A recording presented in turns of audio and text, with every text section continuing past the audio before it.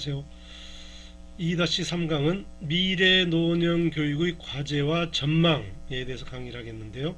소주제는 미래 노인 교육의 과제, 미래 한국 노인의 과제, 노년 교육의 과제, 독일 대학에서의 소년 교육 및 프로그램에 대해서 강의를 하겠습니다.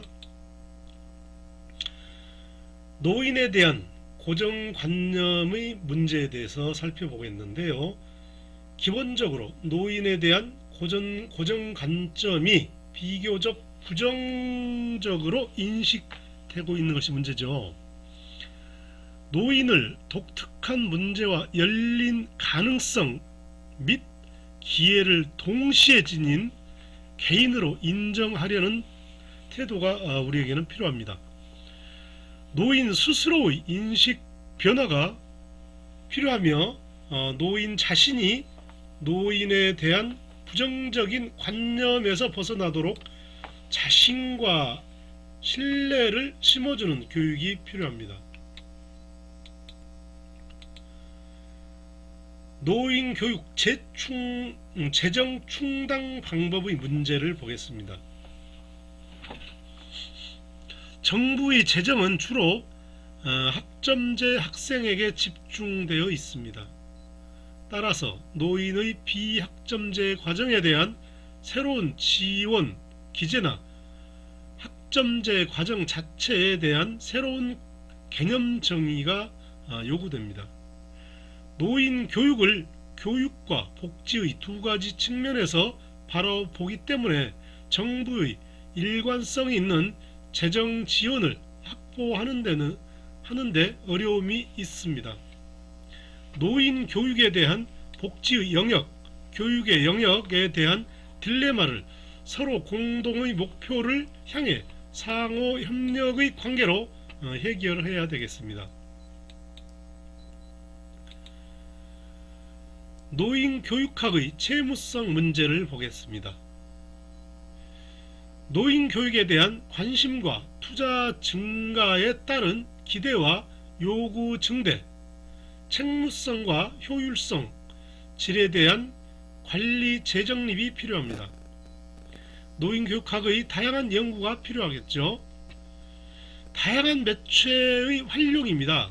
사이버 교육과 매체의 활용, 다양한 서비스 제공에 대한 연구, 또 거동이 자유롭지 못한 노인들을 위한 원격 재택교육, 또 찾아가는 서비스 등, 또 찾아가는 맞춤 서비스 등을 제공하고 다양한 학습 지원 서비스가 제공되어야 하겠습니다. 직업 교육에 대한 관심, 기존의 직업들에 대한 재검토와 노인 대상의 다양한 직업의 개발과 이를 위한 직업훈련 프로그램에 대한 관심과 연구가 요구됩니다. 대상의 다양한 문제로 보면 사회 경제적으로 다양한 지위와 배경을 가진 노인 학습자, 특히 고학력 남성을 교육으로 유인할 방법과 학습 내용에 대한 연구가 필요합니다.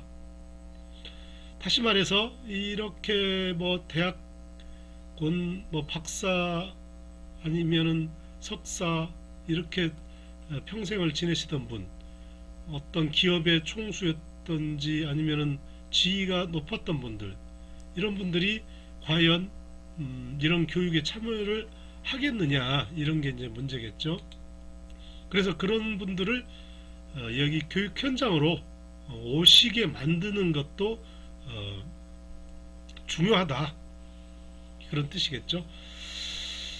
자, 우선순위의 문제를 볼까요? 앞서 언급한 다양한 노인 교육의 과제를 사회적, 문화, 학문적 연구를 통해 실천을 위한 우선순위를 결정하는 것이 필요합니다.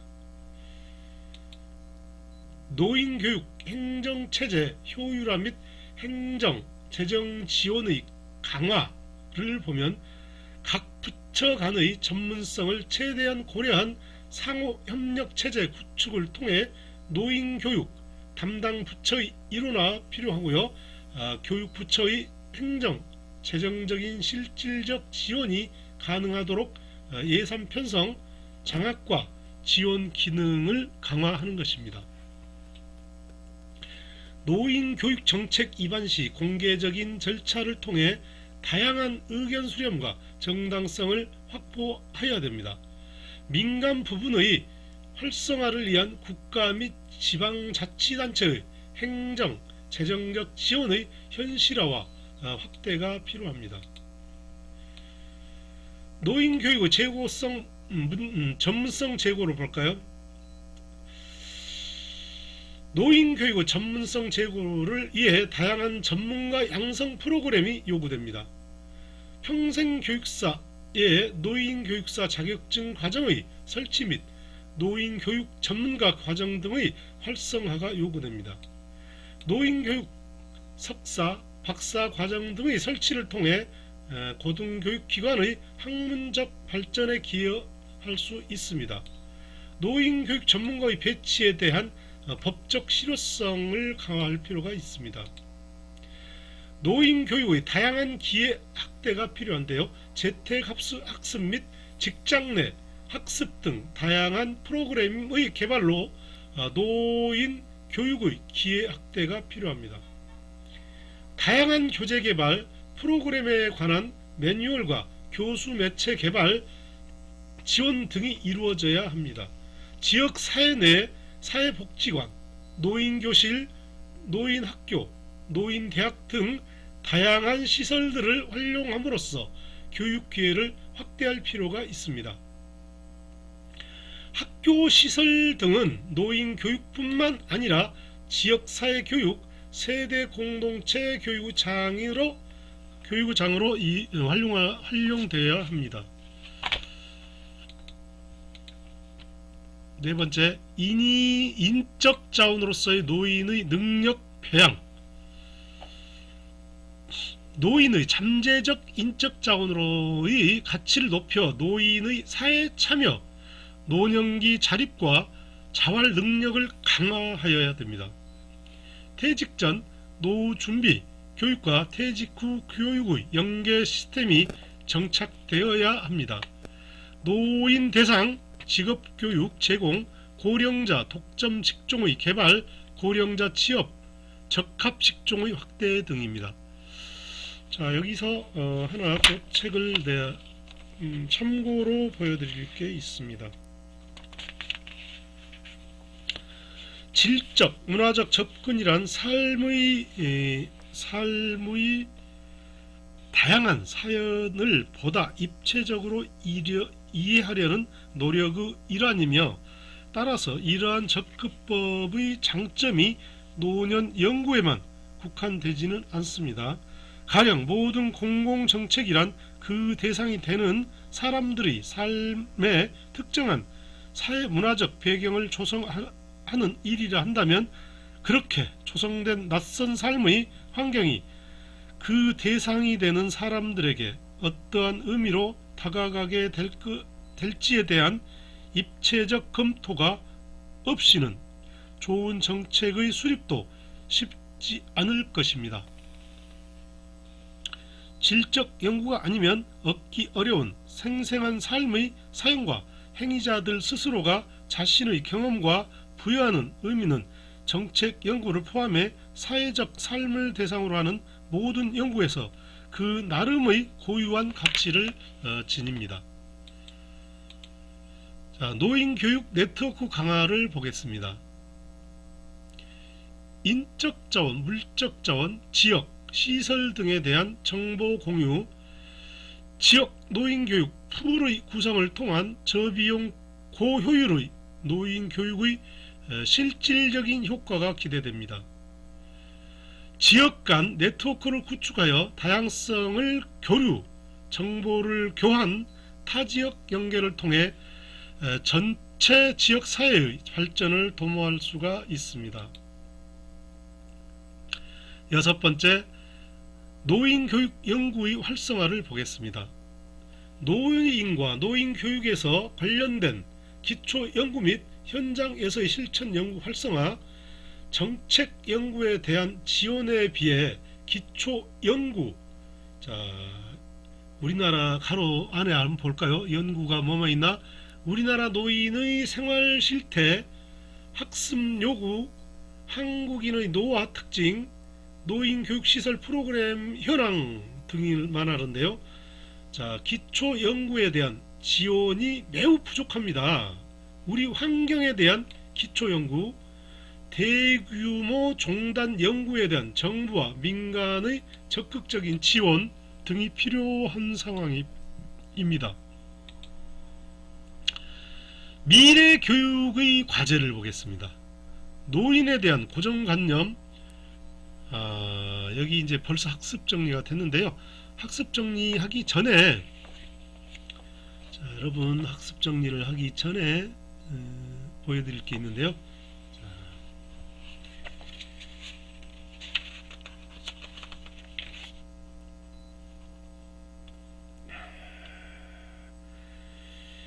자, 질적 연구가 특히 현대 한국 사회의 노년을 연구하는 데서 지니는 특별한 의미도 있습니다. 우선 급변하는 시대에는 특히 노년의 삶의 사연이 증대하기가 쉽습니다. 물론 우리 사회는 청년, 중년, 노년 등의 세대를 불문하고 모두 가정, 직장, 결혼 등의 영역에서 역동적이며 때로는 아찔할 정도의 변화를 겪어나가고 있습니다. 이러한 변화에는 전세계적인 흐름이기도 합니다. 지난 30년에서 40년에 걸쳐 급류와 같은 변화의 소용돌이에 휩쓸려 오다시피 한 우리 사회에서는 더더욱 다양한 삶의 영역에서 불확실성이 두드러집니다. 이런 상황에서 삶이 부대끼는 어느 세대와 마찬가지라 하더라도 특히 노년 세대는 특별한 종류의 어려움에 맞닥뜨리게 됩니다. 우선 급속한 변화 자체가 노년 세대에게는 일종의 소외의 경험을 강요하는 경우가 많습니다. 물론 나이가 든다고 해서 모든 영역에서 지력과 적응력이 떨어지는 것은 아니지만 이미 컴퓨터나 이동통신기기, 전자카드 등과 같이 우리의 삶의 방식을 급속히 재구성하는 각종 디지털 미디어를 사용하는데 필요한 정보나 기술 습득은 현대 노년 세대에게는 낯선 만큼이나 부담스러운 것으로 다가갑니다. 이러한 변화의 흐름에서 소외되지 않기 위해 필요한 업그레이드를 지속적으로 해나갈 수 있는 노년 인구는 얼마 되지 않습니다. 자, 요컨대 노인들의 경우 급속한 변화 흐름이 곧 소외의 경험으로 이어질 가능성이 크다는 점에서 현대를 사는 노인들의 삶에 대한 질적 접근과 이해의 중요성이 커집니다. 노년의 삶을 둘러싼 사회문화적 지형의 급속한 변화는 앞에서도 지적했듯이 노년의 삶을 조망하는데 더 참조할 만한 청사진이 자꾸 사라져 간다는 뜻입니다. 노령 인구의 급증, 핵가족화의 가족 형태의 다양화, 세대 간의 관계 변화와 소통의 단점, 점점 더 젊은 세대 중심으로 구조화되는 사회 등의 변화의 급속한 흐름은 현 노년 세대에게는 겨우 10여 년 전과 비교해도 매우 낯선 환경에서 삶을 기획해 나가야 한다는 것을 의미합니다. 이렇게 급변하는 사회에서는 이제까지 노년의 삶에 그 나름의 좌표를 제시해주던 과거의 문화적 청사진들을 급속히 빛이 8회입니다. 심지어 바로 앞 세대의 경험과 삶의 계정마저도 그리 신뢰할 만한 문화적 준거로 기능하기는 어렵습니다. 따라서 본이든 아니든 문화적 전이의 역할을 떠맡게 된 현 노년 세대가 새로이 그려나가는 문화적 밑그림이 담고 있는 다양한 삶의 방식과 의미에 주목하고 이를 널리 알리는 데 기여할 수 있는 질적 연구의 중요성이 부각됩니다.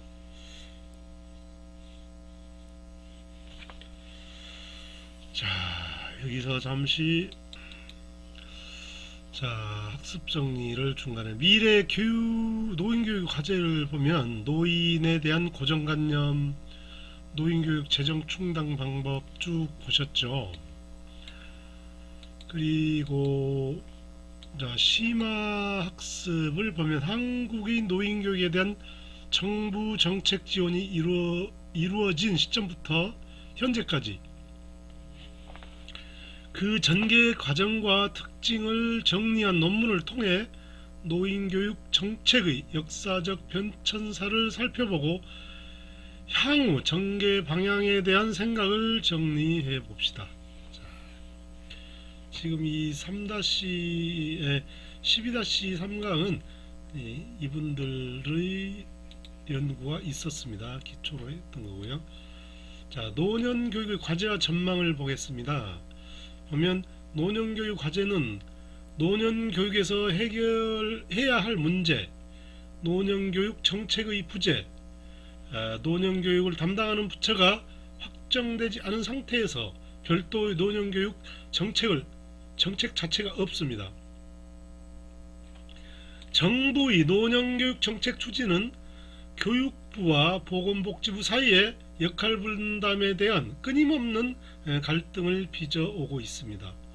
복지부에서는 시설과 서비스에만 주력할 뿐 교육 프로그램 개발을 위한 지원은 간과하고 있습니다. 교육부에서는 형식교육 위주의 정책에 밀려 주목을 받지 못하였습니다. 노년교육에서 해결해야 될 문제가 있습니다. 법령의 부재고요. 현재 노년교육은 외형적으로는 평생교육법과 노인복지법에 의해 중복 관리되고 있으나 사실상은 정확하게 노년교육을 지원하고 관리하는 법령이 없는 상태라고 보시면 되겠습니다. 노인복지법의 어느 조항에도 노인교육이나 노년교육 혹은 그와 유사한 어떤 개념에 대해서도 전혀 언급이 없습니다.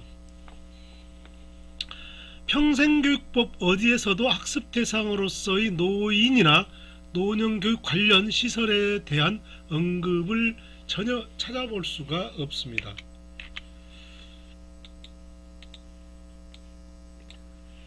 재정적 지원이 부족합니다. 보건복지부에서 관장하고 있는 노인교실, 노인복지관 등의 경우에는 정부에서 재정 지원을 받고 있지만 대부분 운영비와 인건비 명목이고 실질적인 프로그램 지원은 이루어지지 않고 있습니다.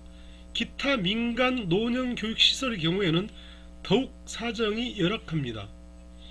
정부, 기업, 민간 단체의 재정적 지원이 부족하여 노년교육의 양적, 질적 성장을 저해하고 있습니다. 노년교육의 전문성 부재를 말씀드리겠습니다. 노년교육이 고등교육 체제와 적절한 연계를 가지지 못하고 있고요. 우리나라 대학 학부, 대학원 과정에도 노년교육 전공이 전무합니다.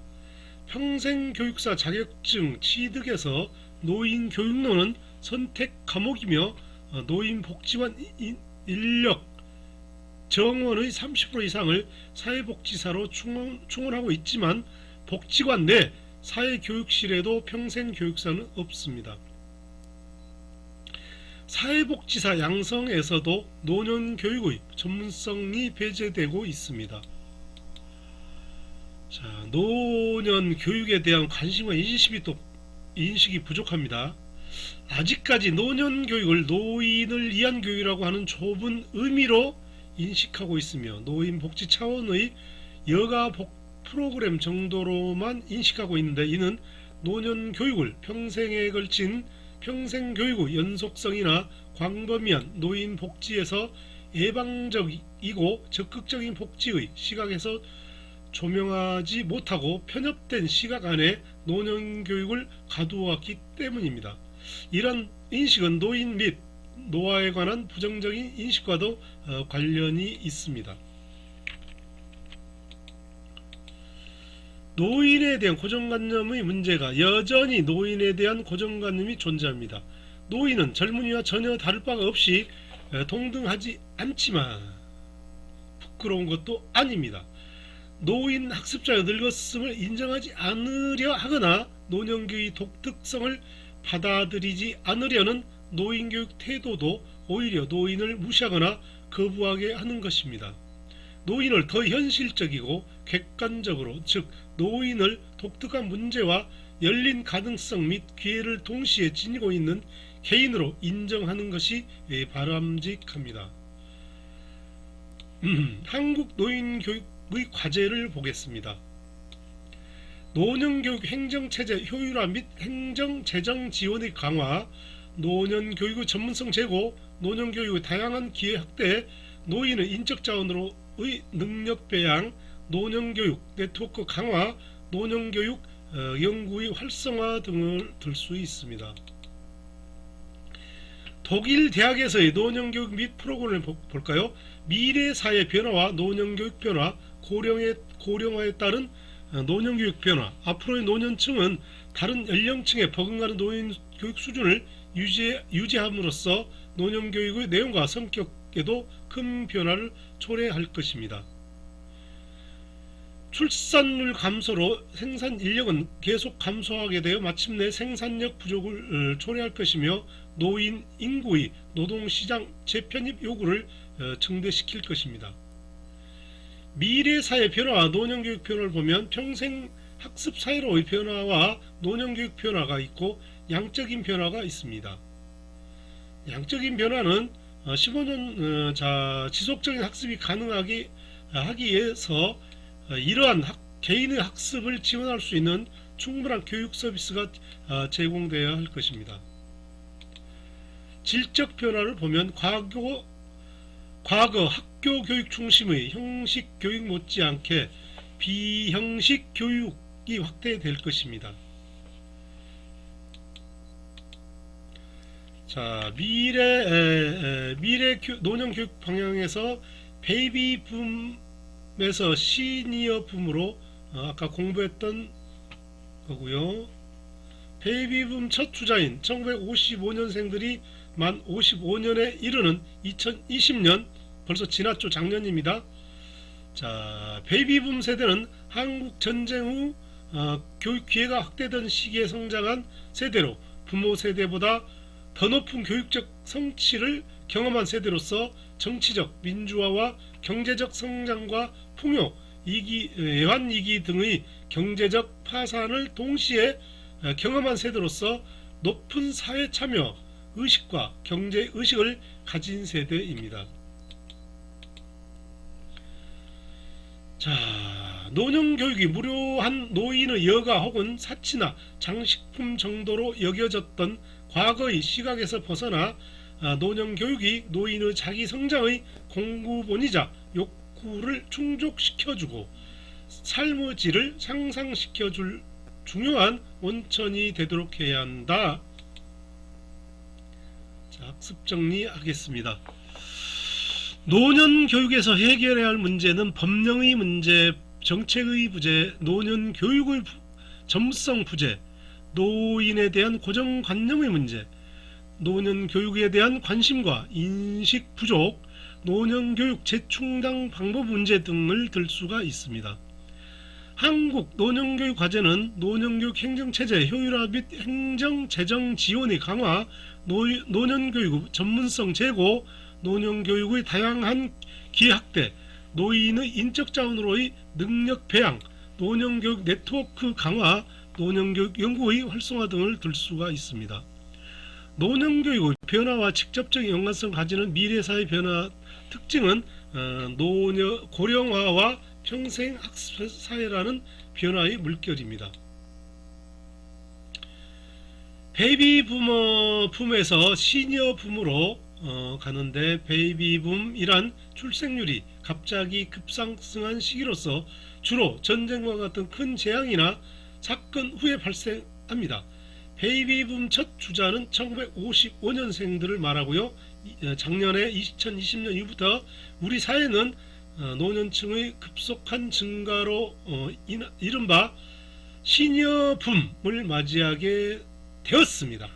이전 세대와는 다른 특성을 지닌 베이비붐 세대의 노화로 그들이 주도할 미래 노년교육 환경은 큰 변화를 겪을 것으로 예측됩니다. 노년교육은 노인의 자기 성장의 공급원이자 욕구를 충족시켜주고 삶의 질을 향상시켜줄 중요한 원천이 되도록 하여야 합니다. 여러분, 12주차 강의 여기서 마치겠습니다.